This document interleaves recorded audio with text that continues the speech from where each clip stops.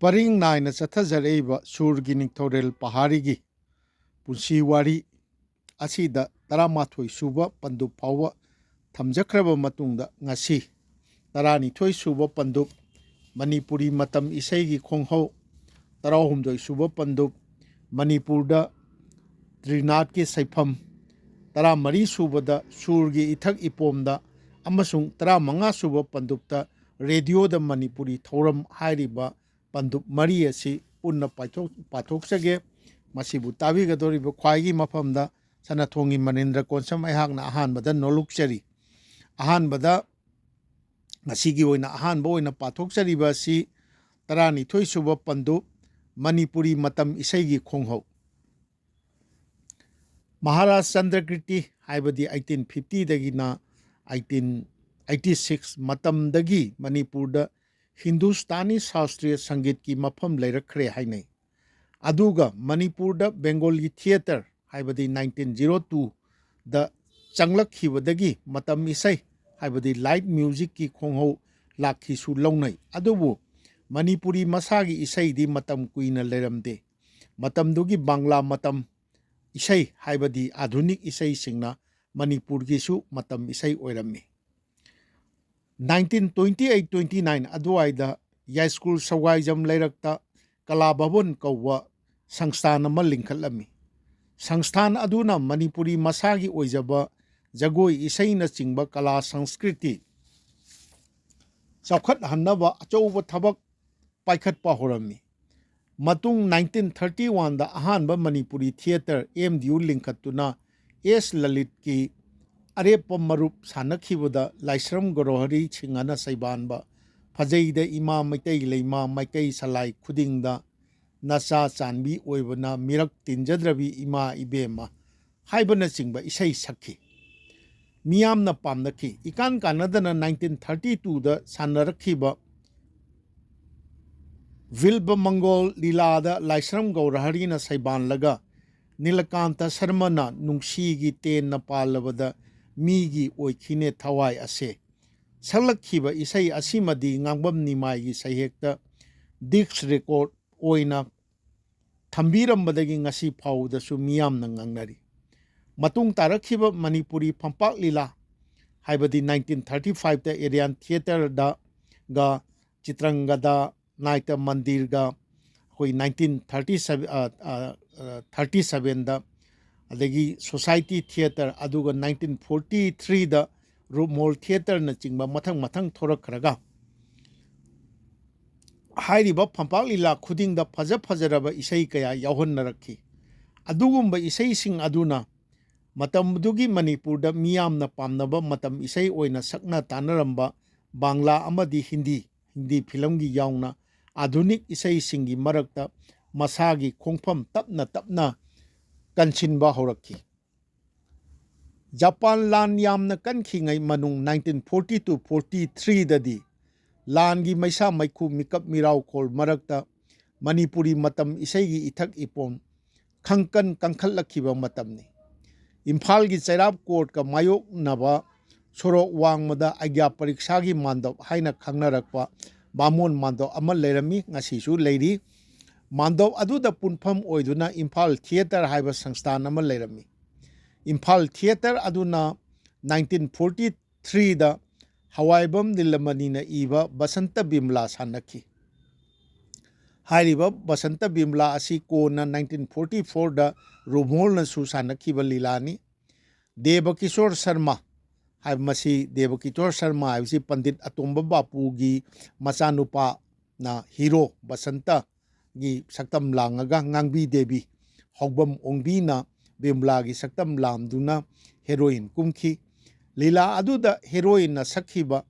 jati kaubi sakhenbi leirang laktagi athoibi haibasiga loinana gijaine nungsigi chainadi khangbada kemnari taibang mi kaya haiba isai ani asi bu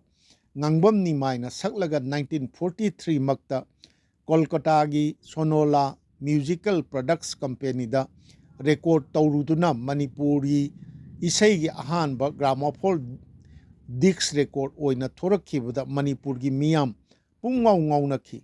mamal lupa ahum tamak thabadu ꯈꯨꯊꯥꯡ ꯂꯩꯅꯕꯤꯗ ꯂꯨꯄꯥ 15 ꯌꯧꯈꯤ ꯐꯪꯅꯈꯤꯗꯦ ꯃꯗꯨꯒ ꯏꯀꯥꯟ ꯀꯥꯟꯅꯗꯅ ꯅꯪꯒꯤ ꯄ꯭ꯔꯦꯝꯒꯤ ꯂꯤꯆꯤꯡꯅ ꯑꯩꯕꯨ ꯆꯤꯡꯁꯤꯟꯕꯤꯔꯣ ꯚꯛꯇꯁꯤꯡꯒꯤ ꯊꯃꯣꯏꯒꯤ ꯊꯥꯎꯃꯩ ꯑꯗꯒꯤ ꯅꯨꯡꯁꯤ ꯍꯩꯇ꯭ꯔꯕ ꯃꯥꯒꯤ ꯇꯦꯟꯅ ꯅꯨꯡꯁꯤꯒꯤ ꯇꯦꯟꯅ ꯄꯥꯜꯂꯕꯗ ꯃꯤꯒꯤ ꯑꯣꯏꯈꯤ ꯊꯋꯥꯏ ꯑꯁꯦ ꯃꯊꯪ ꯃꯊꯪ ꯄꯨꯊꯣꯔꯛꯈꯤ ꯃꯅꯤꯄꯨꯔꯒꯤ ꯂꯩꯀꯥꯏ ꯈꯨꯡꯒꯪ ꯁꯤꯟꯕ ꯊꯨꯡꯅ ꯉꯥꯡꯕꯝ ꯅꯤꯃꯥꯏꯒꯤ ꯗꯤꯛꯁ ꯔꯦꯀꯣꯔꯠ ꯏꯁꯩꯅ ꯅꯤꯟꯈꯤ ꯉꯥꯡꯕꯝ ꯅꯤꯃꯥꯏꯒꯤ ꯏꯁꯩ ꯃꯔꯛ ꯑꯗꯨꯗ ꯗꯤꯁꯦꯝꯕꯔ ꯇꯥꯡ 19 1943ꯗ ꯔꯨꯝꯍꯣꯜ ꯂꯤꯡꯈꯠꯇꯨꯅ ꯑꯍꯥꯟꯕ ꯁꯥꯟꯅꯈꯤꯕ ꯅꯤꯡꯉꯝꯗꯕ ꯗ꯭ꯔꯥꯃꯥꯗ ꯄꯥꯎꯅꯝ ꯅꯣꯕꯤꯟꯅ ꯃ꯭ꯌꯨꯖꯤꯛ ꯗꯥꯏꯔꯦꯛꯇꯔ ꯑꯣꯏꯅ ꯁꯩꯕꯥꯟꯈꯤꯕ ꯅꯨꯡꯁꯤꯒꯤ ꯂꯝꯗꯝꯗꯤ ꯇꯥꯝꯈꯔꯦ ꯂꯣꯏꯕꯤ ꯆꯤꯡꯅ ꯈꯟꯈꯔꯦ ꯆꯤꯡꯅꯨꯡ ꯇꯥꯝꯅ ꯏꯇꯥꯔꯣꯏ ꯑꯣꯏꯕꯤꯌꯨ ꯅꯨꯖꯥꯒꯤ ꯄꯥꯎꯈꯣꯜꯂꯣꯏ ꯏꯁꯩ ꯍꯥꯏꯔꯤꯕ ꯏꯁꯩ ꯑꯁꯤꯁꯨ ꯃꯅꯤꯄꯨꯔꯒꯤ ꯂꯩꯔꯛ ꯀꯣꯟꯁꯥꯡꯗ ꯉꯪꯅꯔꯛꯈꯤ ꯖꯄꯥꯟ ꯂꯥꯟ ꯃꯇꯨꯡ ꯐꯥꯎꯕꯗꯗꯤ ꯃꯅꯤꯄꯨꯔꯤ ꯃꯇꯝ ꯏꯁꯩꯒꯤ ꯑꯀꯟꯕ ꯏꯍꯧ ꯂꯩꯔꯛꯂꯦ ꯃꯤꯌꯥꯝꯅ ꯄꯥꯝꯅꯔꯕ ꯃꯅꯤꯄꯨꯔꯤ ꯃꯇꯝ ꯏꯁꯩ ꯁꯩꯁꯛꯄꯁꯤꯡ ꯊꯣꯔꯛꯂꯦ ꯄꯥꯎꯅꯝ ꯅꯣꯕꯤꯟ ꯑꯉꯥꯎꯕ ꯍꯥꯏꯔꯒ ꯈꯪꯅꯕꯅꯤ ꯅꯣꯕꯤꯟ ꯑꯉꯥꯎꯕꯒꯤ ꯄꯨꯟꯁꯤ ꯋꯥꯔꯤꯁꯦ ꯑꯩ ꯁꯅꯊꯣꯡꯗ ꯑꯩꯈꯣꯏꯒꯤ ꯏꯀꯥꯏ ꯈꯨꯝꯅꯖꯔꯕ ꯑꯣꯖꯥ ꯄ꯭ꯔꯣꯐꯦꯁꯔ ꯅꯣꯡꯃꯥꯏꯊꯦꯝ ꯇꯣꯝꯕꯤꯅ ꯏꯗꯅ ꯌꯥꯎꯏ ꯃꯇꯥꯡ ꯈꯨꯗꯣꯡꯆꯥꯕ ꯑꯃꯗ ꯑꯩ ꯊꯝꯖꯒꯦ ꯅꯤꯂꯀꯥꯟꯇ ꯁꯔꯃ ꯑꯗꯒꯤ ꯌꯥꯝꯕꯦꯝ ꯁꯖꯤ ꯃꯣꯍꯟ ꯆꯤꯉꯥꯈꯝ ꯔꯥꯙꯥꯆꯣꯔꯟ ꯂꯥꯏꯁ꯭ꯔꯝ ꯕꯤꯔꯦꯟꯗ꯭ꯔ ꯀꯨꯃꯥꯔ ꯋꯥꯍꯦꯡꯕꯝ ꯁꯦꯂꯨꯡꯕ ꯑꯁꯤꯅꯆꯤꯡꯕ ꯁꯩꯁꯛꯄꯤꯗ ꯅꯣꯡꯃꯥꯏꯊꯦꯝ ꯕꯤꯃꯂꯥ ꯗꯦꯕꯤ ꯁ꯭ꯔꯤꯃꯇꯤ ꯍꯧꯕꯝ ꯉꯥꯡꯕꯤ ꯗꯦꯕꯤ ꯁ꯭ꯔꯤꯃꯇꯤ ꯕꯤꯅꯣꯗ ꯀꯨꯃꯥꯔꯤ ꯗꯦꯕꯤꯅꯆꯤꯡꯕꯁꯨ ꯊꯣꯔꯛꯈꯤ ꯃꯈꯣꯏꯅ ꯃꯅꯤꯄꯨꯔꯤ ꯊꯤꯌꯦꯇꯔ ꯐꯝꯕꯥꯛꯀꯤ ꯏꯁꯩꯁꯤꯡꯕꯨ ꯂꯩꯀꯥꯏ ꯈꯨꯡꯒꯪꯒꯤ ꯁꯨꯃꯥꯡ ꯁꯪꯒꯣꯏ ꯃꯥꯟꯗꯞꯁꯤꯡꯗ ꯇꯞꯅ ꯇꯞꯅ ꯄꯨꯁꯤꯟꯅꯔꯛꯈꯤ ꯃꯇꯥꯡ ꯑꯁꯤꯗ ꯑꯩꯈꯣꯏꯒꯤ 12 ꯁꯨꯕ ꯄꯟꯗꯨꯞ ꯂꯣꯏꯖꯔꯦ ꯃꯈꯥ ꯇꯥꯔꯛꯄꯗ ꯃꯅꯤꯄꯨꯔꯗ ꯇ꯭ꯔꯤꯅꯥꯠꯀꯤ ꯁꯩꯐꯝ ꯍꯥꯏꯕ 13 ꯁꯨꯕ ꯄꯟꯗꯨꯞ ꯑꯣꯏꯅ ꯂꯩꯔꯤꯕ ꯑꯁꯤ ꯊꯝꯖꯒꯦ ꯃꯅꯤꯄꯨꯔꯗ ꯇ꯭ꯔꯤꯅꯥꯠꯀꯤ ꯁꯩꯐꯝ ꯍꯤꯟꯗꯨꯅ ꯕ꯭ꯔꯍ꯭ꯃ ꯕꯤꯁꯅꯨ ꯃꯍꯦꯁ꯭ꯋꯔ ꯍꯥꯏꯕꯗꯤ ꯁꯤꯕ ꯃꯍꯥꯗꯦꯕ ꯑꯍꯨꯝꯕꯨ ꯇ꯭ꯔꯤꯅꯥꯠ ꯃꯄꯨ ꯑꯍꯨꯝ ꯍꯥꯏꯔꯒ ꯈꯪꯅꯩ ꯑꯗꯨꯕꯨ ꯃꯅꯤꯄꯨꯔꯗꯗꯤ ꯁꯤꯕ ꯃꯍꯥꯗꯦꯕꯕꯨ ꯈꯨꯔꯨꯝꯖꯕꯒꯤ ꯄꯨꯖꯥꯒꯤ ꯊꯧꯔꯝꯕꯨ ꯇ꯭ꯔꯤꯅꯥꯠ ꯍꯥꯏꯅ ꯈꯪꯅꯔꯛꯈꯤ ꯀꯔꯝꯅ ꯈꯪꯅꯔꯛꯈꯤꯕꯅꯣ ꯍꯥꯏꯕꯒꯤꯗꯤ ꯆꯞ ꯆꯥꯅ ꯈꯪꯕ ꯉꯝꯗꯦ ꯇ꯭ꯔꯤꯅꯥꯠꯀꯤ ꯊꯧꯔꯝ ꯑꯁꯤ ꯃꯅꯤꯄꯨꯔꯒꯤ ꯂꯩꯀꯥꯏ ꯈꯨꯡꯒꯪꯗ ꯂꯩꯕ ꯂꯅꯥꯏ ꯃꯤꯑꯣꯏꯁꯤꯡꯅ ꯃꯌꯨꯝ ꯃꯌꯨꯝꯗ ꯅꯣꯡꯃꯥꯏꯖꯤꯡ ꯅꯨꯃꯤꯠꯀꯤ ꯅꯨꯃꯤꯗꯥꯡꯗ ꯃꯔꯥꯡ ꯀꯥꯏꯅ ꯄꯥꯡꯊꯣꯛꯅꯔꯝꯃꯤ ꯇ꯭ꯔꯤꯅꯥꯠ ꯈꯨꯔꯨꯝꯕꯗ ꯒꯟꯖꯥ ꯊꯛꯇꯨꯅ ꯑꯥꯌꯣꯔꯦ ꯇ꯭ꯔꯤꯅꯥꯠ ꯊꯥꯀꯨꯔ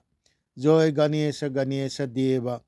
ꯚꯒꯋꯇꯤ ꯄꯨꯇ꯭ꯔ ꯁꯀꯜ ꯕꯤꯅꯥꯁ ꯍꯥꯏꯕꯅꯆꯤꯡꯕ ꯂꯥꯏꯁꯣꯜ ꯏꯁꯩ ꯚꯖꯟꯁꯤꯡꯒ ꯂꯣꯏꯅꯅ ꯍꯤꯟꯗꯨꯁꯇꯥꯅꯤ ꯁꯥꯁꯇ꯭ꯔꯤꯌ ꯁꯪꯒꯠ ꯍꯥꯏꯕꯗꯤ ꯈ꯭ꯌꯥꯜ ꯏꯁꯩ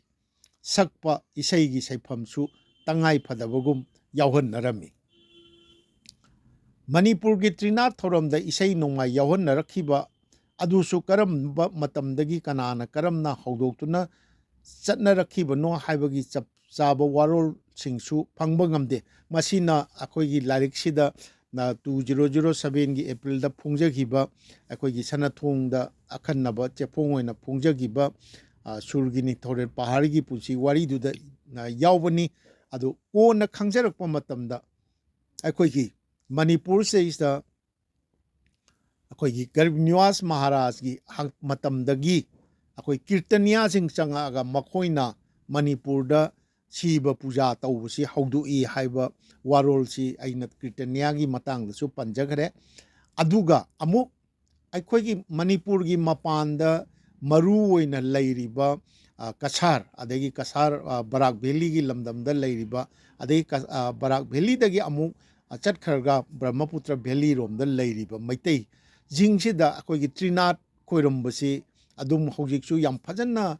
ꯇꯧꯏ ꯑꯗꯣ ꯇꯧꯕꯅꯤꯅ ꯃꯁꯤꯒꯤ ꯇ꯭ꯔꯤꯅꯥꯠꯁꯤ ꯍꯥꯟꯅ ꯑꯩꯈꯣꯏ ꯃꯅꯤꯄꯨꯔꯗ ꯉꯁꯥꯏꯒꯤ ꯀꯤꯔꯇꯅꯤꯌꯥꯁꯤꯡ ꯆꯪꯉꯛꯄ ꯃꯇꯝꯗꯨꯗ ꯃꯈꯣꯏꯅ ꯁꯤꯕ ꯄꯨꯖꯥ ꯇꯧꯕ ꯍꯧꯔꯒ ꯁꯤꯕ ꯄꯨꯖꯥ ꯇꯧꯕꯁꯤꯗꯗꯤ ꯃꯈꯣꯏꯗꯤ ꯀꯤꯔꯇꯅꯤꯌꯥ ꯍꯥꯏꯅ ꯏꯁꯩ ꯁꯛꯄ ꯀꯤꯔꯇꯟ ꯁꯛꯄ ꯀꯥꯡꯕꯨ ꯑꯣꯏꯅ ꯈꯪꯅꯔꯛꯄꯅꯤꯅ ꯃꯗꯨꯒꯤ ꯌꯥꯎꯕ ꯏꯁꯩ ꯅꯣꯡꯃꯥꯏ ꯇꯧꯕ ꯃꯇꯧꯗꯨ ꯑꯩꯈꯣꯏꯒꯤ ꯃꯩꯇꯩꯁꯤꯡꯅꯁꯨ ꯇꯝꯃꯒ ꯃꯩꯇꯩꯅ ꯍꯤꯟꯗꯨ ꯑꯣꯏꯔꯀꯥꯟꯗ ꯇꯝꯃꯒ ꯑꯗꯨꯝ ꯇꯧꯔꯛꯈꯤꯕ ꯑꯣꯏꯔꯝꯒꯅꯤ ꯍꯥꯏꯕꯁꯤ ꯊꯥꯖꯅꯤꯡꯉꯥꯏ ꯑꯣꯏꯕ ꯋꯥꯐꯝꯅꯤ ꯑꯗꯨꯅ ꯃꯁꯤꯃ ꯑꯩꯈꯣꯏꯒꯤ ꯂꯥꯏꯔꯤꯛꯁꯤꯗ ꯑꯩꯈꯣꯏꯅ ꯌꯥꯎꯗꯕꯗ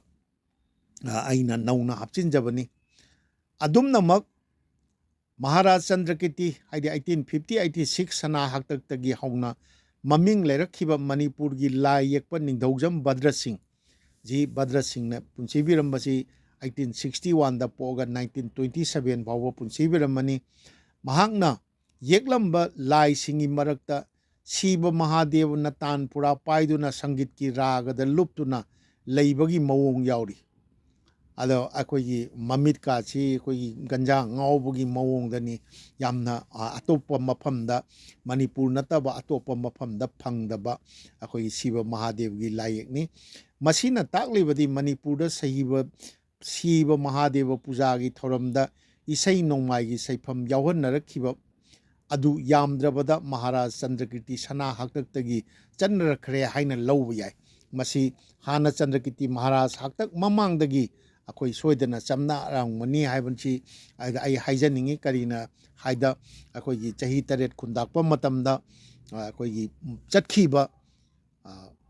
ngasiगी मरु ओइना बराक तंपाक लोमदा चटखीबा मैतै सिंगना त्रिनाथ की चटनबीसी त्रिनाथ खुरमबगी चटनबीसी पूरगा चटलबनीना मसी चंद्रकीर्ति महाराज की हक्तक आ ममांगदगी हौना चनर ए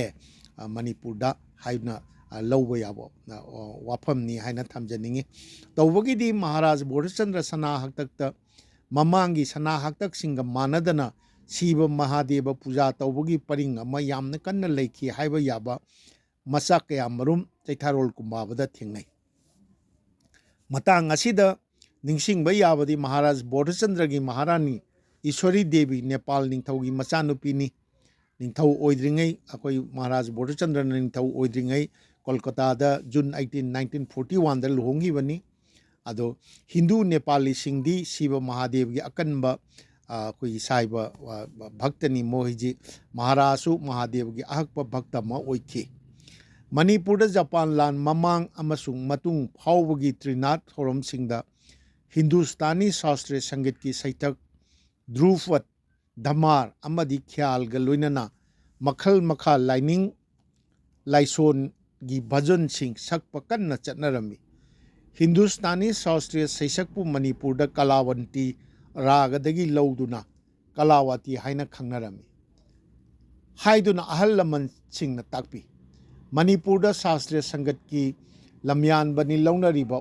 ओस्ताद मैस्नाम थम्बौना त्रिनाथ कलावती सखिंगै लेकाई पाखंग सिंगना नुंगना थारकी हाइबगी वारी पनबीरंब खुई थेंगनै अदुना कलावती की सैसक अदु मणिपुर की त्रिनाथ सकप चटनरमलगसु नहारोल सिंगनदी हाइबदी मियामना पामनरमदे हाइना लौबा याय मदुगी खुदोंग चाबा मतमदुगी फंबाक लीलादा इसै सकप नहारोल सैसकप सिंगना लौखिरंबा याय मखोइना बांग्ला अमसुंग हिंदी इसैगा लोइनना मणिपुरी फंबाक लीलागी अनौबा इसै सिंगसु त्रिनाथ की खैफमदा पुसिंदुना सकपा हौदोकनरखी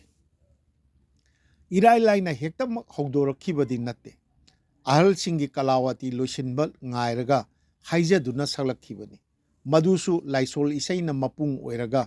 लोइसिनलकपदा नुंगसी नुंगोनगी अमा अनिका यामना वाना थेचिनरंबनी अदुबु जापान लान मतुंगददी त्रिनाथ की सैफमदा मणिपुरी मतम इसैगी अहानबा मिरोल सैसकपा सिंगी फंपाक लीला इसैसिंग भाबोकना थोइदोकना खोइदानरखरे 1960 फावबदा मणिपुरी मतम इसैगी अरीबा अमसुंग अनौबा मिरोलगी लंगदाई सैसकपा सेलुंगबा जामिनी कांता लाइस्रम इबो बिसक मखोइदी अहल हाइरिबा मखोइजिदी अखोइगी ngangbam सेलुंगबा जामिनी कांता अखोइगी लाइस्रम इबो बिसक हाइरिबा सिंगी असिदी अहलोन मरक्तसु मतमदुदा तिलखिबा अदुगा अनौबा नहारोल सिंगसु पुलखिबा सैसकपा सिंगनी मखोइसिगी मरक्ता मणिपुरी मतम इसैगी अनीसुबा मिरोल ओइना तोम्बिसना शर्मा श्याम शर्मा रविंद्र शर्मा सनसम इपो पिसकना सिंगबा नहारोल सैसक फसिंग थोरक्तुना त्रिनाथ की सैभमदा तिनबा हौनरखी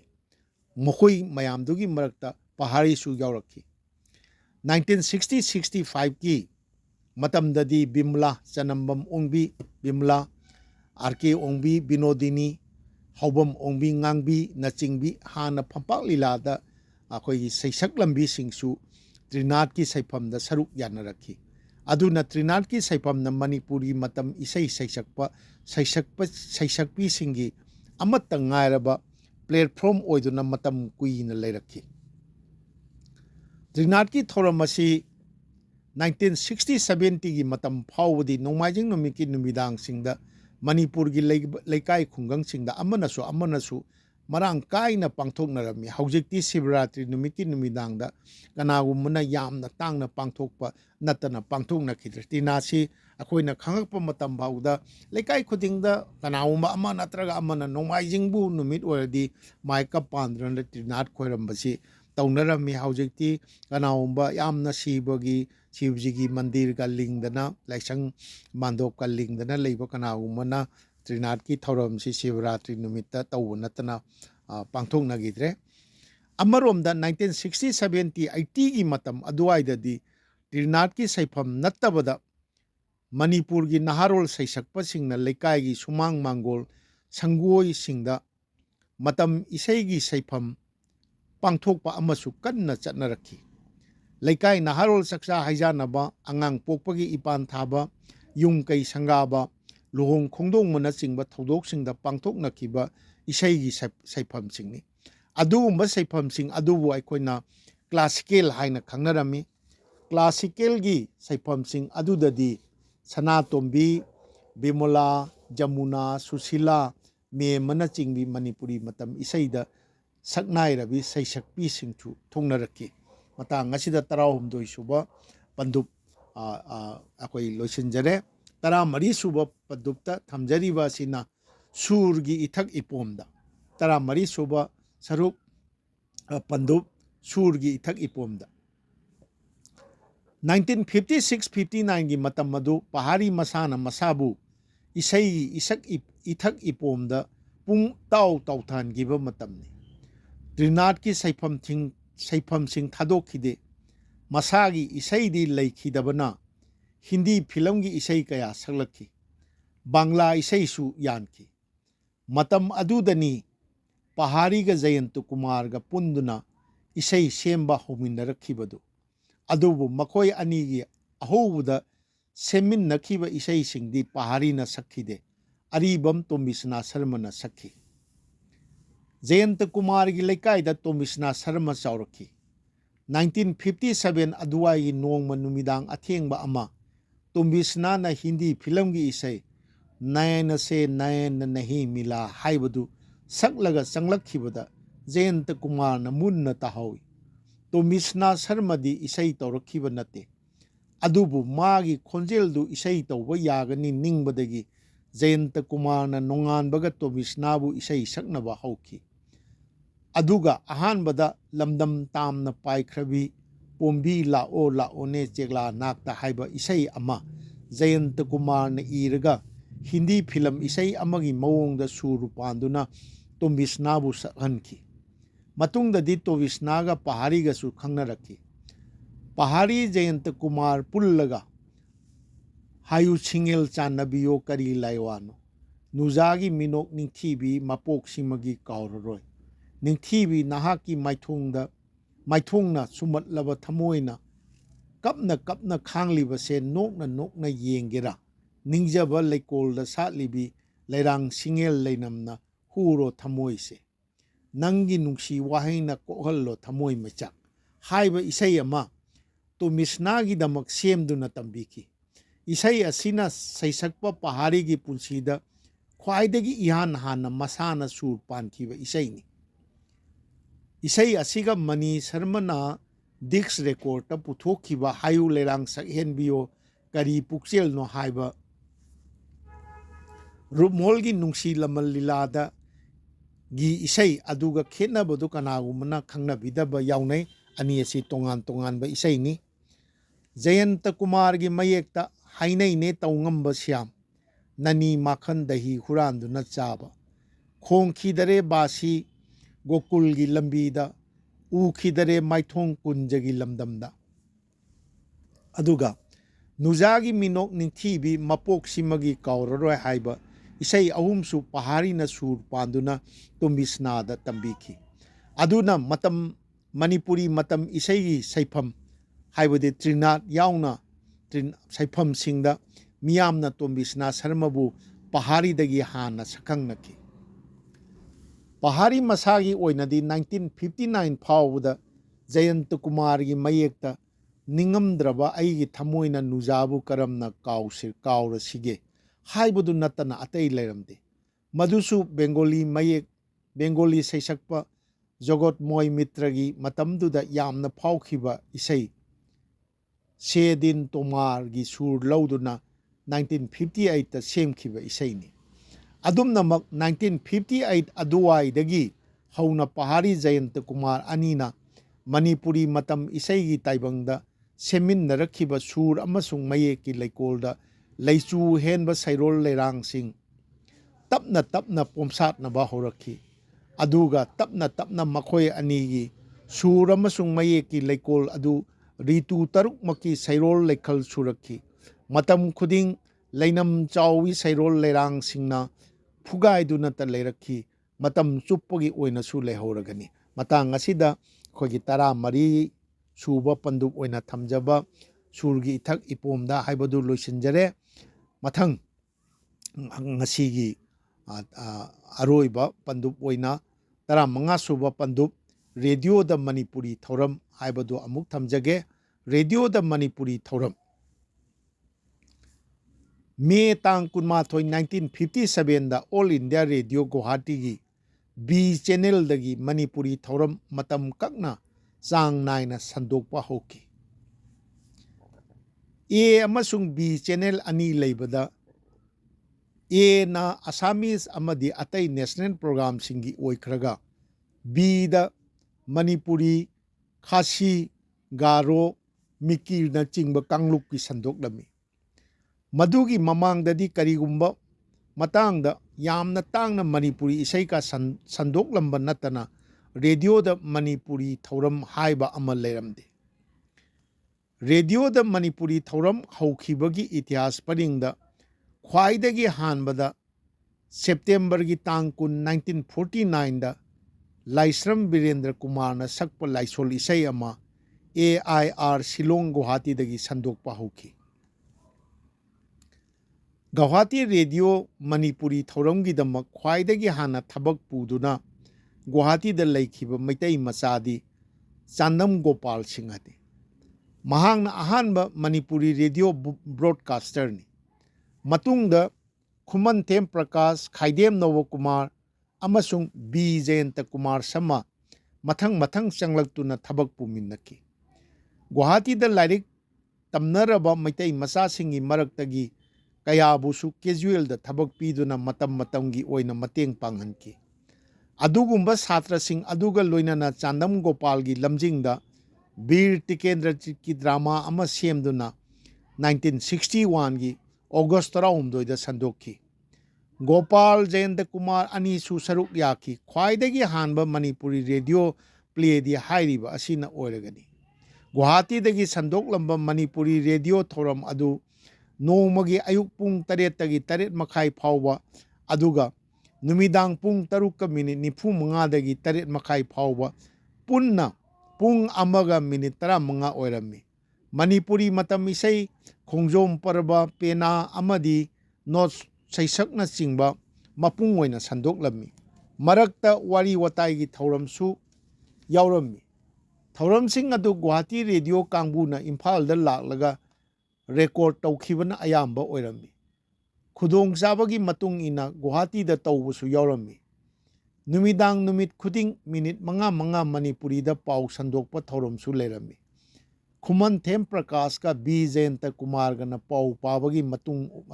ꯃꯄꯨꯡ ꯑꯣꯏꯕ ꯊꯧꯗꯥꯡ ꯂꯧꯔꯝꯃꯤ꯫